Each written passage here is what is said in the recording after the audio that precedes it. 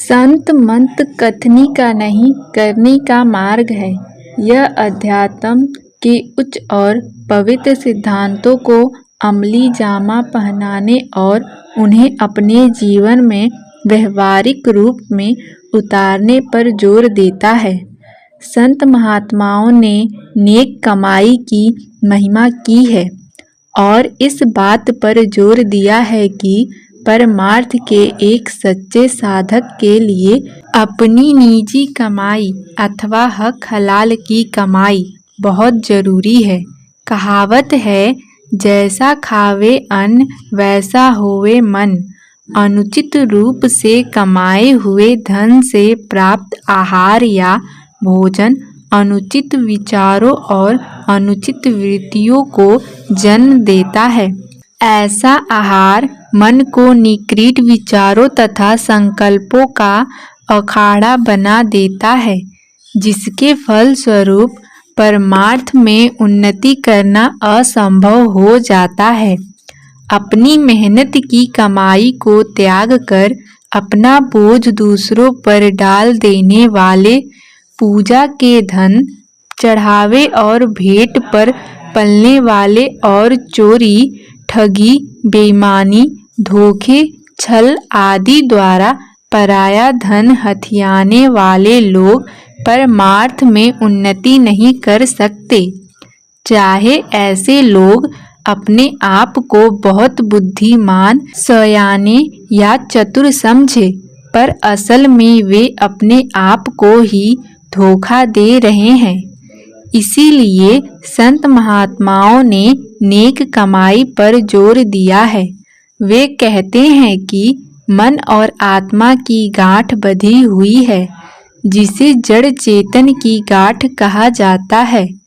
मन की प्रवृत्ति चंचल है, वह पल भर के लिए भी स्थिर या निश्चल नहीं रहता, और जब तक मन साथ न दे, आत्मा अंतर में चढ़ाई करने में सफल नहीं हो सकती।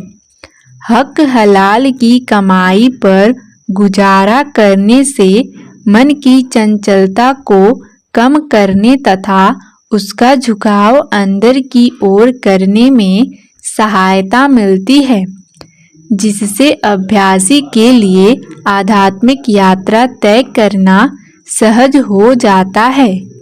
आध्यात्मिक उन्नति का बीज केवल मेहनत के सच्चे और पवित्र खेत में ही अंकुरित हो सकते हैं। सच्चे परमार्थ में भीख, बेईमानी और धोखे द्वारा कमाए हुए धन के लिए कोई स्थान नहीं है। जब कोई रोगी इलाज के लिए डॉक्टर के पास जाता है, तो डॉक्टर उसके रोग की पहचान करके उसे दवाई देता है। साथ ही वह रोगी को 2 बातें ध्यान में रखने की हिदायत देता है। एक तो यह कि दवाई समय पर ली जाए, और दूसरी यह कि बताए गए परहेज की पालन जरूर की जाए। रूहानियत के क्षेत्र में संत सतगुरु अज्ञानता से पीड़ित संसारियों के लिए डॉक्टर या वैद्य बनकर आते हैं। वे उन्हें नाम की दवाई देते हैं और उसके नियम पूर्वक सेवन की ताकीद करते हैं।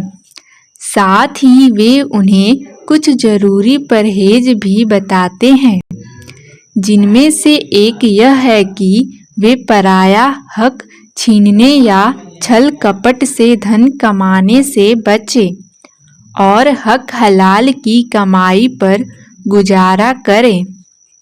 संत महात्माओं ने अपने उपदेश में स्पष्ट और जोरदार शब्दों में हक हलाल की कमाई पर बल दिया है।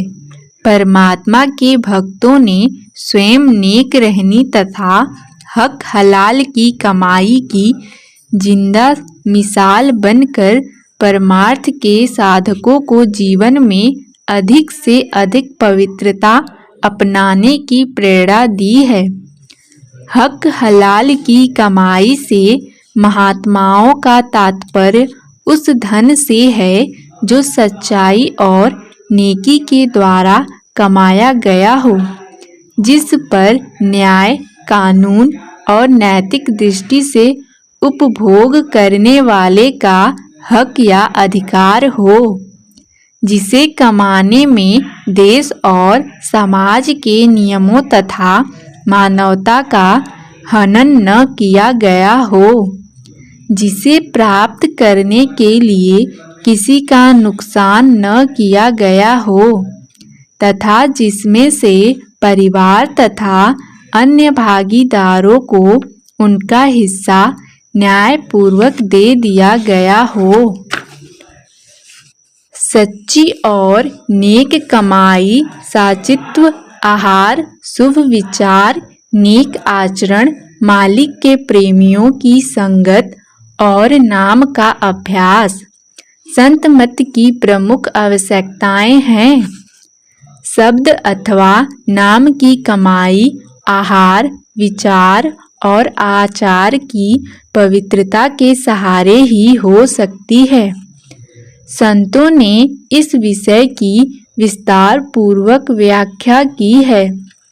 संत नामदेव ने सुकृत अर्थात अच्छे नैतिक कर्मों द्वारा की गई कमाई से गुजारा करने को बहुत महत्व दिया है।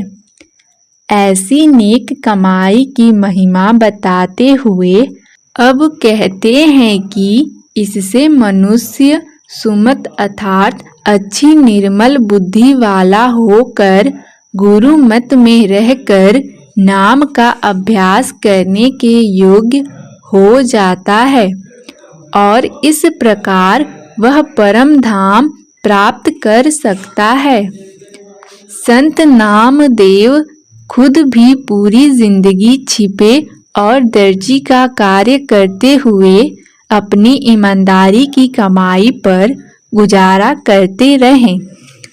गुरु अंगद देव जी ने भी सभी वर्गों के लोगों के लिए नेक कमाई के नियम पर जोर दिया है। आपने भी सुकृत को धर्म का अर्थात अध्यात्म में उन्नति का आधार बताया है। हर समय की तरह गुरु नानक देव जी के समय में भी एक तरफ राजा, हाकिम और अधिकारी, दूसरी तरफ पंडित, पुरोहित, मुल्ला तथा काजी और तीसरी तरफ व्यापारी और धनी लोग मेहनत की नेक कमाई से दूर जा रहे थे। आम लोगों की रहनी में भी सच्चाई और ईमानदारी का अभाव होता जा रहा था।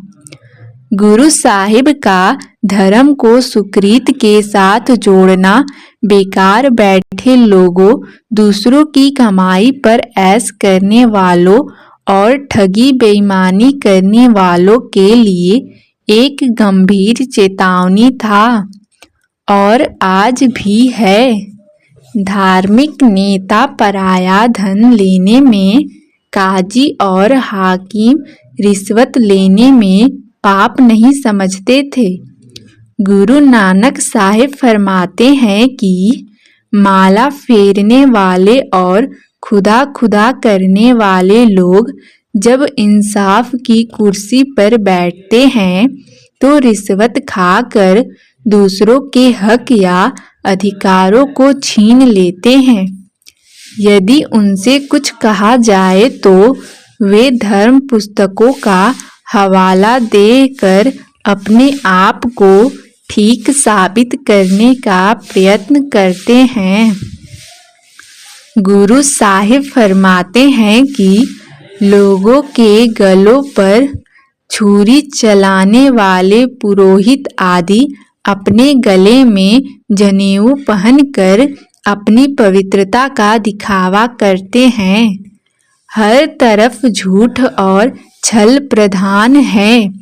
सच्चाई, ईमानदारी और धर्म पंख लगाकर उड़ गए हैं। अपने आप को धर्मात्मा कहने वाले पुरोहित लोग बेईमानी और अन्याय के द्वारा धन कमाने वाले लोगों के घरों में जाकर पूजा आदि करवाकर पुराणों में से कथाएं सुनाकर पाप की कमाई का अन्न खाते हैं।